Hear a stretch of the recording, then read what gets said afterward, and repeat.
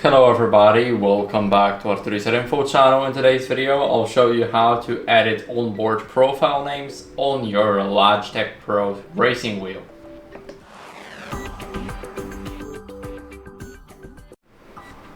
So first, what you guys want to do is go over to the Logitech G Hub app. Now click on your steering wheel right here. As you guys can see, make sure that it's working and that it changes whenever you move it.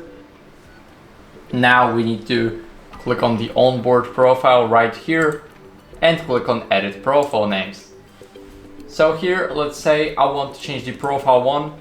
I'll just name it hard reset. Let's click save. And here we can change now the onboard to the hard reset one.